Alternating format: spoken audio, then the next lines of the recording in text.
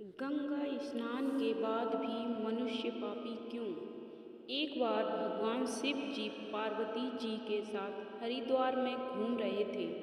पार्वती जी ने देखा कि हजारों लोग मनुष्य के गंगा में नहाकर हर हर गंगे कहते चले जा रहे हैं, परंतु सभी दुखी और पाप परायण हैं। तब पार्वती जी ने बड़े आश्चर्य से शिव जी से पूछा कि हे देव, गंगा में इतनी बार स्नान करने पर भी इनके पाप और दुखों का नाश क्यों नहीं हुआ? क्या गंगा में पापों के नाश का सामर्थ्य नहीं रहा? तब शिव जी ने पार्वती जी से कहा, प्रिय, गंगा में तो वही सामर्थ्य है, परंतु इन लोगों ने पाप नाश की गंगा में स्नान ही नहीं किया है, तब इन्हें लाभ कैसे होगा? पार्वती जी ने आश्चर्य से कहा, स्नान कैसे नहीं किया? सभी तो नहा कर आ रहे हैं, अभी तक तो इनके शरीर भी नहीं सूखे हैं। शिव जी ने कहा, ये केवल जल में डुबकी लगाकर आ रहे हैं, तुम्हें इसका रहस्य कल समझाऊंगा। दूसरे दिन बड़े जोर की बरसात होने लगी, गलियां कीचड़ से भर गईं। एक चौड़े रास्ते में एक गहरा गड्ढा था, चारों ओर कीचड़ भरा हुआ था। शिव जी ने लीला से वृद्ध रूप धारण किया और दीन विवश की तरह गड्ढे में जाकर ऐसे पड़े जैसे कोई मनुष्य चलता हुआ गड्ढे में गिर पड़ा हो और निकलने की चेष्टा करने पर भी ना निकल पा रहा हो।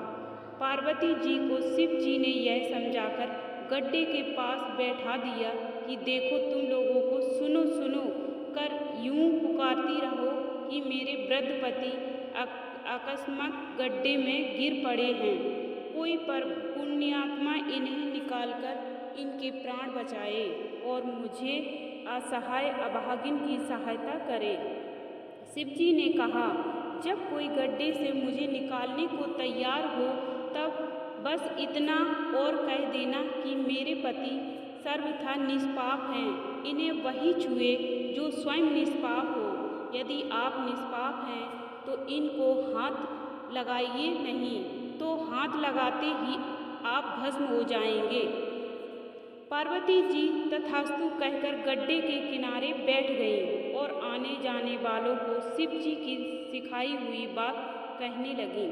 गंगा में नहाकर लोगों के दल आ रहे थे। सुंदर युवती को यूं बैठी देखकर कईयों के मन में पाप आया। कई लोग लज्जा से डरे तो कईयों को कुछ धर्म का भय हुआ, कई कानून से डरे। कुछ लोगों ने तो पार्वती जी को वह भी सुना दिया कि मरने दे बुड्ढे को, क्यों उसके लिए रोती है।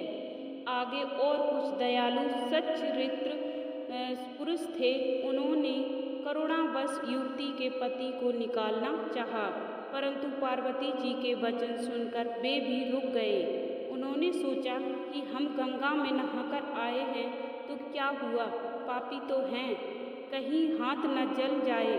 बूढ़े को निकालने की वजह से इस स्त्री के कहे अनुसार हम स्वयं भस्म न हो जाएं।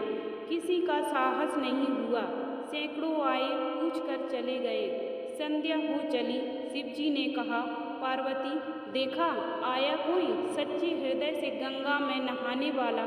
कुछ देर बाद एक जवान हाथ में लोटा लिए हर हर गंगे करता हुआ निकला।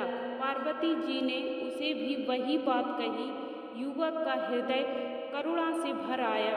उसने शिव जी को निकालने की तैयारी की। पार्वती जी ने रोक कर कहा कि भाई, यदि तुम सर्वथा निष्पाप नहीं होंगे तो मेरे पति को छूते ही जल जाओगे। उसने उसी समय बिना किसी संकोच के दृढ़ निश्चय के साथ पार्वती जी से कहा कि माता, मेरे निष्पाप होने में मुझे संदेह क्यों होगा? देखती नहीं, मैं अभी गंगा नहाकर आया हूँ। गंगा में गोता लगाने के बाद कभी पाप रहते हैं? भला आपके पति को अभी निकालता हूँ। इतने में युवक ने बूढ़े के ऊपर उठा लिया। शिव पार्वती ने उसे धर्म अधिकारी समझकर अपना असली स्वरूप प्रकट कर उसे दर्शन देकर कृतार्थ किया। शिव जी ने पार्वती जी से कहा कि इतने लोगों में से इस एक ने ही गंगा स्नान किया है।